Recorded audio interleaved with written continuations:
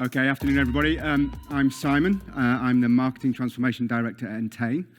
We're going to talk to you a little bit today, not for the first time. A gambling company is going to tell you a bit about how their CRM's knackered and it needs to change. So hopefully we'll have some new content for you, but there's a lot of common themes in what I'm going to say from what you've heard today. So first of all, clicker.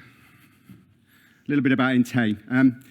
So Entain is a gaming business. We've got household brands that people will recognize from across the world now. America with BetMGM, Ladbrokes and Coral, big brands in the UK, Foxy and Gala, and then now across South America and much of Europe. And we've grown through a series, like a lot of these companies, of inorganic acquisition. And as the market's matured and consolidation is completed, we've got new challenges, and we have to move from an inorganic growth model by acquiring and focusing on the amalgamation of the core wallet into an organic growth model. And for us, we're just not ready. It's a real problem for us. Hence the need for a CRM transformation as part of the corporate strategy to shift us from inorganic growth to organic growth. So a little bit more about why to transform. There's four main pillars that are driving us to do what it is that we need to do. And these are common from what you'll have heard from a lot of other partners today. The first of those is technology.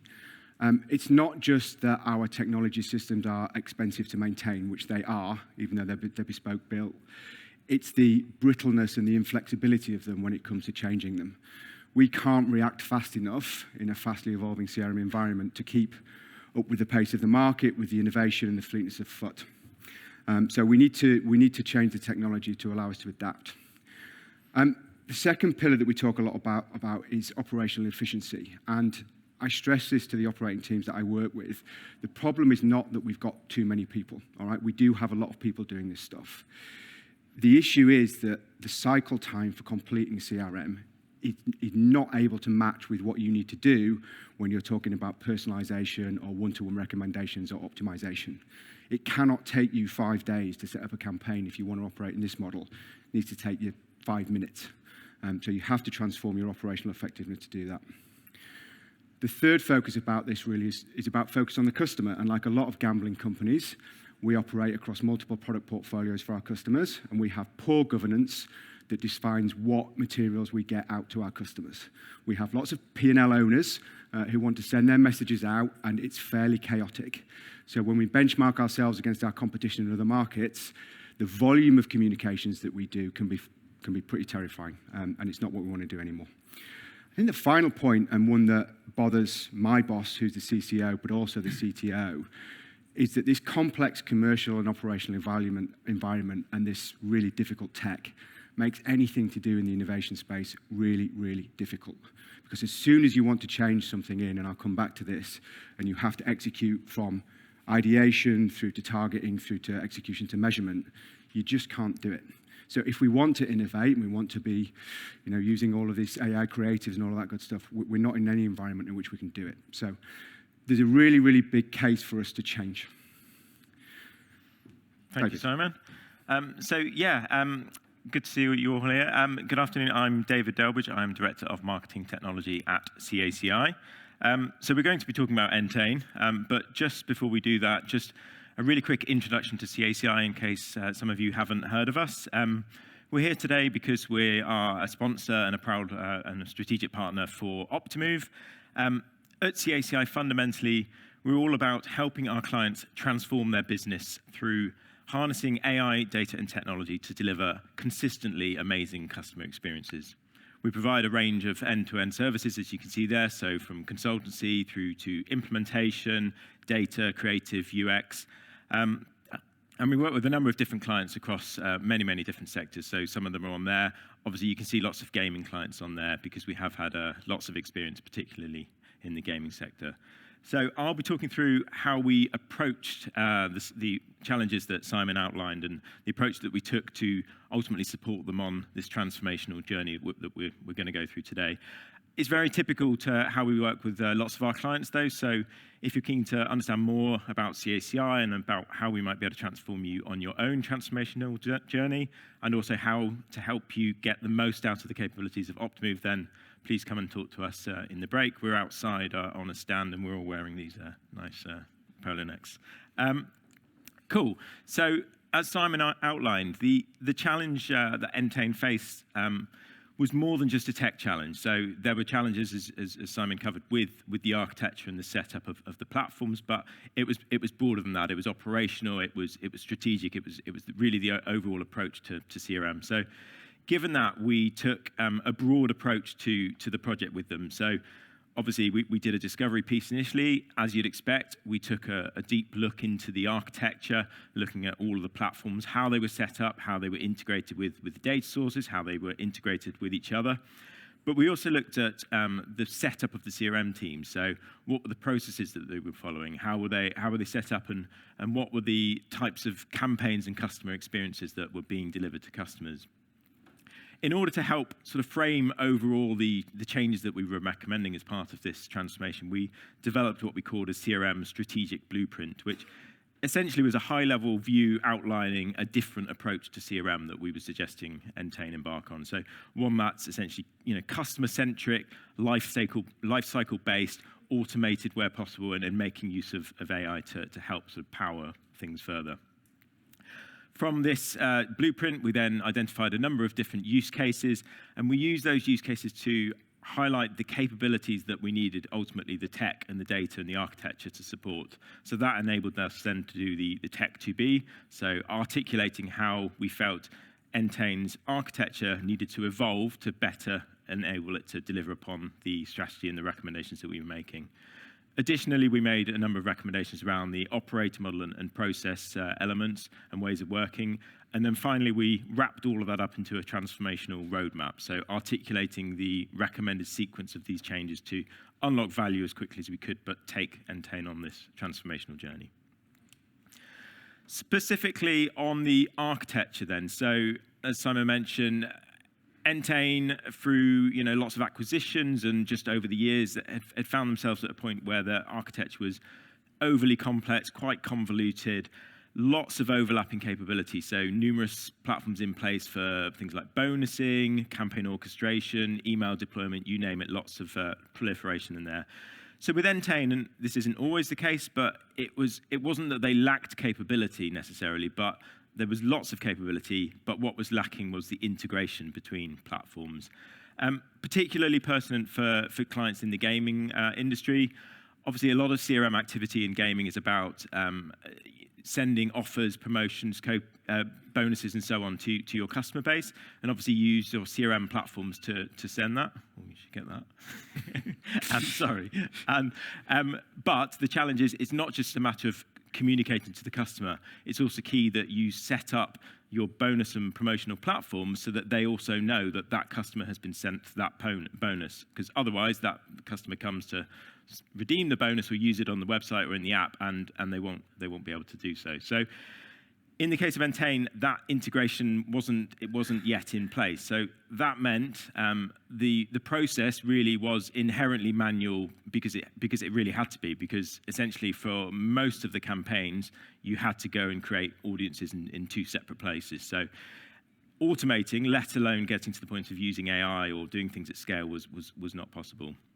So, as you'd expect, a key part of our recommendation was really centralizing CRM decisioning using Optimove, ensuring it had better integration across the other parts of Entain's ecosystem, and basically enabling it to play a more empowered role. So what I mean by that was letting AI decide on what's the right offer or bonus for a customer, and then ensuring it is empowered to facilitate that. So if Optimove decides this person should get a £5 free bet, this person get a free spin, it can not only take charge of communicating that to the customer across whatever channels, right, but also communicating to other internal systems to enable that journey to go run through to completion.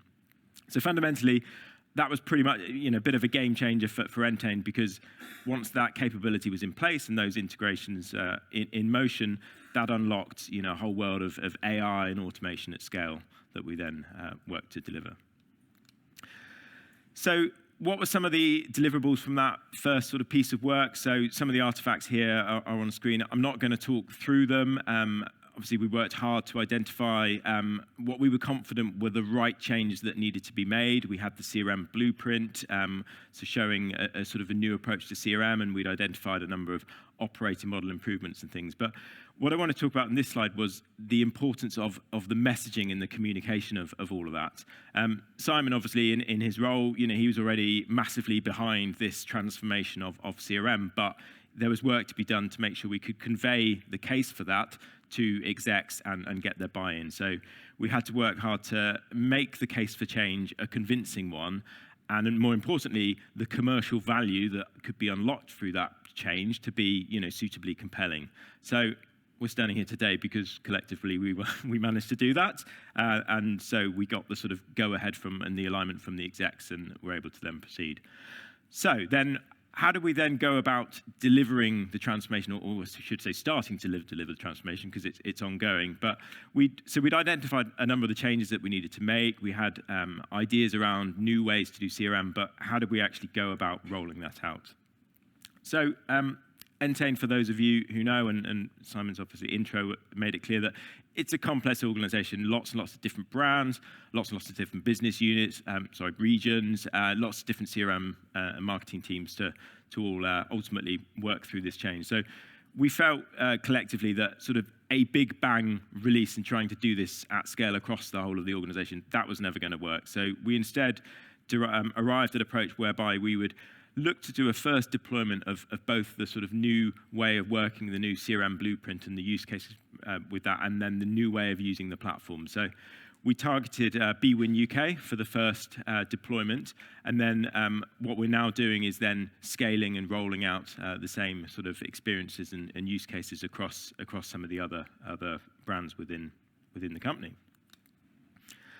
And in terms of what the changes were that we were delivering, I think it's important to note this was very much transformational, hence the title slide. So this wasn't about evolving CRM activity, making slight tweaks to it or changing it. This was about really designing new experiences that are customer-centric from the ground up. So obviously, as per the technical 2B architecture and work that we'd done already, we knew that much of what we wanted to do relied on lots of different changes to both Entain's internal systems and platforms, but also making more use of Optimove. So there was work to be done. So we approached the first deployments for bwin in a kind of iterative style. So always obviously starting with the customer, thinking about what are the specific use cases that we want to deliver to these customers. And then once those capabilities that were needed to support those specific use cases were in place, we could then implement those and deliver those use cases. Of course, it doesn't end there. It's then around continually measuring and making sure we're optimizing everything in place, whilst then cycling around the next stage of use cases. So as a result of sort of working through this process, obviously, things sometimes take a little bit longer with incoming dependencies, can take additional work and things. But ultimately, we got to a point where we've got a suite of use cases now live for bwin UK, and we're looking to now extend the rollout further. And I think more importantly, the first deployment proved the tech, which is good. So Optimove works, folks, and it also proved the new approach and that it could be both more efficient but also more commercially effective in terms of returns on the investment. Final slide for me, I thought I should show just some creative, because there's been no creative in the deck so far. So some of the experiences we've delivered. Along the bottom there, those kind of recommendations, those are driven by OptiX, by the way, which I'm sure you've heard a lot about today. Thanks, David. So a couple of slides really on learning so far and stuff that we need to think about going forward. The first thing is that simplification definitely works. All right? The true cost, I think, in cycle time is not just about your inability to personalize, but it makes it a really crappy employee experience. All right? So it's very difficult to measure the intangible time it takes as people pass between party A and party B and system A and system B. And the removal of that is really liberating. So whether you're going with Optimove, of course you are, or another partner, just make sure that every time you make a decision to not go end to end, you do it through very informed eyes, because it breaks things. So really, simplification works if you adopt it fully, and that was baked into our rollout plan. We did not want to do a rollout plan where, okay, we'll do Optimail first, then we'll do a bit of OptiX first across all the brands, then we're going to, we needed to prove the case of the end-to-end system. So we picked a set of customer groups together and launched it end-to-end. And the liberation of me being able to walk in front of the UK MD and go, how did the campaigns go yesterday? Oh, uplift here, uplift there, showing it on an iPad, is what this is all about in terms of employee engagement and cycle time. So, yeah, simplification, really, really important. Improves the employee experience, and it definitely works. I think the second lesson is one of sponsorship. And doing this stuff is hard. There are, one of the most difficult things about a CRM job is that everybody's got a bloody opinion, and yet they don't get embraced in the detail of what actually needs to be done. And there's elements of this project and this transformation which could be described as the project that nobody wants to do. Technology don't want to unwind all the work that they've done over the last few years of building bespoke systems and integrating them, that they think is really great. And for operational teams who are already overwhelmed by a complex sporting calendar, this can be difficult to do. So you absolutely have to get sponsorship from the very top. So my boss is the Chief Commercial Officer of Entain, and my other boss, my other dad, is the CTO and CPTO. They both have it on their objectives to deliver this program this year, because I made them write it there. And that's really, really important. I think third thing is, look, really do phase it. And the reason for that is not just for what I've said earlier about proving the tech out and being able to show and demonstrate it. Optimove, and I mean this genuinely, is a great product, but you have to lean into it and integrate it and work it out. And it's a big product set now, and the Optimove people that we work with, led by Jonathan, who I've seen in the audience, really, really great people.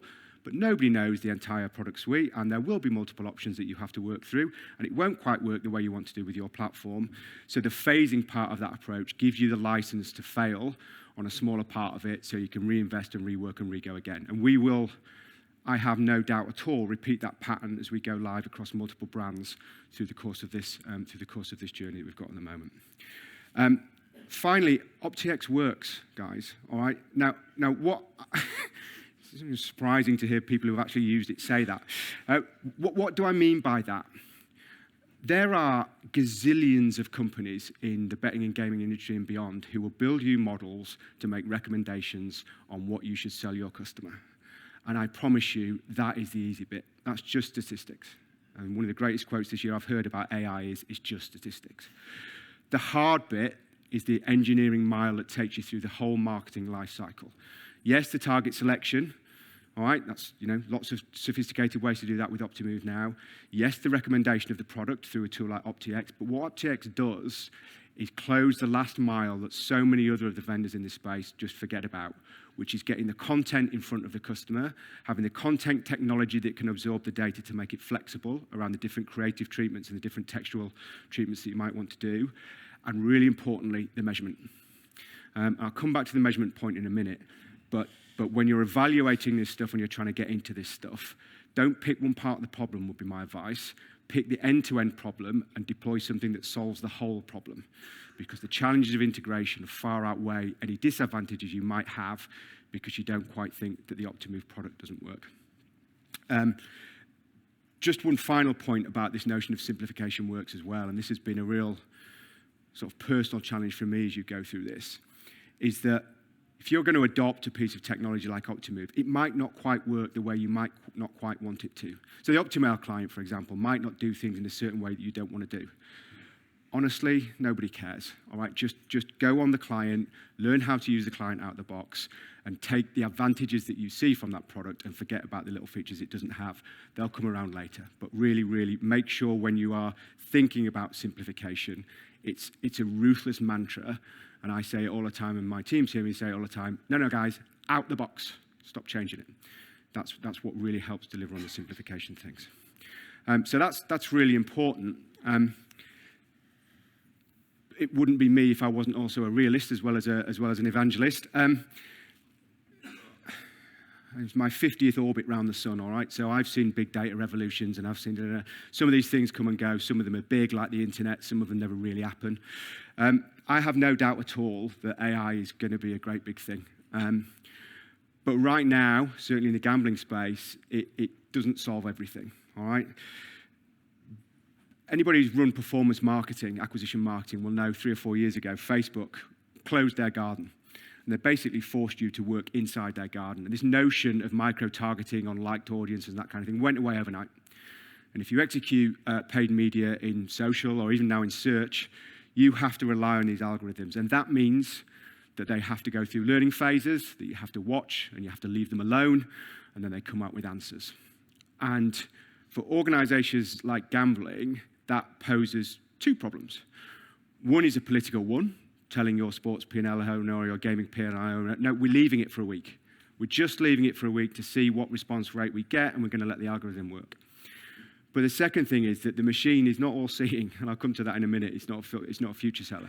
It doesn't know and understand when you've launched new products and you need to push. It doesn't know and understand things like, holy shit, I've run out of bonus money. And I know they talked a little bit about OptiPromo today, which as a piece of technology will help you do that kind of bonus management. It's not there yet, it's future roadmap stuff. But that kind of operational real politics is not solved by AI. And I know us as an organization, we haven't really worked our way through that yet. My confidence in the ability of OptiX to do a decent statistical job is very high. My confidence in our organization to leave it alone long enough to prove that is a different matter. So we'll see and we'll get through that. I've talked a little bit there as well about AI is not a fortune teller, and it isn't, all right? What it's solved really, really well and really, really easily is actually the example that David showed on the screen earlier, where you're doing things like gaming recommendations, all right? They've nailed that, certainly in the gaming industry, in the sense of being able to pull the content, scrape the content off the site, whether it's the gaming content or whether it's able to interface with the events hierarchy so it can actually make a relevant prediction and do the end-to-end journey to the bet placement, which is really important, by the way. Focusing on the customer journey and getting them straight to that point of purchase is a problem they've solved. All right, they've got that stuff nailed. Said it a bit earlier, what they haven't nailed for us in our industry is things like the Cheltenham Festival. Because you don't know what's going on with the competition. You absolutely don't know what's going to go on in terms of the particular margins in the day and the bonus constraints you might have. So don't try and sell it that AI or anybody can solve that kind of problem for you. Just pick the ones it can solve and then cope for the ones outside where you just know it's not going to do it. All right, so just have a little bit of realpolitik about it. I think the third problem that I have is transparency. Not that Optimove as a company are opaque or hide what they do. That's absolutely not the case. The problem is when you're running the larger sort of AI-based things and you're picking between multiple campaigns is why? Why did the model do that? And the answer is statistics. Right? And it's just not a great answer, but it is the answer. All right. Over time, it's statistics, and the art comes from going away from this kind of predictive, prescriptive idea about what campaign I've got to do. So rather asking questions about why it got that, it goes to that experimentation route where actually your job is to make sure that the AI can do a better job in terms of response rates they can give and not worry too much about the why. And I personally find it helpful to keep reminding myself about my days when I did paid media advertising in Facebook where I didn't have the choice. And actually those people who adopted it and got there first and quickly and came out the other side were the guys who won and stole market share. And I think the same is going to be true here, that you have to abandon the element of knowing exactly that audience is going to get that campaign in 80% of the cases. And you have to go, did it drive me a better incremental response? And how can I make it richer and wider and smaller target groups with richer creative and convert more? And it's just a different way to the way we've been doing it before. So lots to learn for us, lots of TBCs, but lots of positive progress on the ways we've gone through this. This is a slide. It's your slide, is it? That's your slide. It's my slide. So there's a few people I know in the audience, and they will recognize that phrases like the team's spirit and camaraderie has shone brightly. It's just not the way I speak. So it's just wouldn't say it. But I will say 3 things about CACI. Number one, they know their discipline. All right, they know about marketing, and actually they've got pretty good knowledge in the gaming space. Actually, show of hands, who works in gaming? Who doesn't work in gaming? Penny's diversification strategy needs a bit of work. So look. they know the industry, and the industry has some particular and peculiar problems with things like conditional execution and tight regulatory constraints and all that good stuff. And CACI are good and well experienced in that. I think the second point I'd say about CACI as a strategic partner is most of us who have been around the sun 50 times like I have will have worked with the Accentures and will have worked with the CACIs and the Deloittes and all that kind of thing. And generally, actually, I'm a fan of consultancy in that it brings an exterior perspective, but it can get a bit salesy. And, you know, kudos to David and Simon and the team. Hasn't been like that. They've been prepared to go on the journey with us, expanding and contracting as we go through that progress. And, you know, I would, you know, give them kudos for that. And I think the third thing I'd say about CACI and why I'd advise anybody who's going through this to maybe just get somebody in for a bit. This stuff is hard, all right? It's sort of like a complex blend of subtle psychology and shouting at people. And that gets tiring on the people involved with it. So CACI are very good at actually taking an external perspective and giving you the negative feedback when I need it on a fairly frequent basis. We haven't got a slide about Optimove. But I would be remiss to not say something about Optimove as well. And again, all my orbits around the sun, I've worked with Adobe, I've worked with all of the other partners and vendors and integrated most of them. And the differential I find with Optimove is two things, really. One, and I'm speaking to most of you in the gaming industry anyway, they know about the gaming industry, and therefore some of the problems that you talk to them about is not new news. And they'll have an answer. It might not be the one that you want, and you might have to twink it a bit, but they've got the gaming expertise. I think the second thing is, and this was only one I've really learned relatively recently, is I think there's an optimal size for a tech business. I think Adobe is massively too big, and they are just a pain in the arse to deal with. You just spend your life in queues, speaking to CSMs and stuff like that. I think Optimove are at an interesting point in their journey. It was interesting to see Pinny today talk about 500 people. That I recognise Entain are quite a big client for Optimove, but I can only see as I find, and their CSM model is a genuine CSM model where you can ring the guys up and you can get through to people, and they seem to ingrain in their business a good knowledge of their product. I mean, nobody knows all of the product, right? And we sometimes go down little bits, but they engage with you and they know their product. So I'm pretty comfortable, despite all the stresses and strains of real-time conditional execution and OptiPromo not quite doing the bit that we needed to do for measurement and all that stuff, that they are on a really interesting path in terms of what they're doing in machine learning and AI technology. They know their industry and their space really, really well. And yeah, we'll see where we are in 12 months' time, whether I'm still prepared to say what I just said about CACI and what I just said about Optimove. So I think with that, we've got about 2 minutes to go if anybody wants to ask a question. But other than that, thank you very much for your time.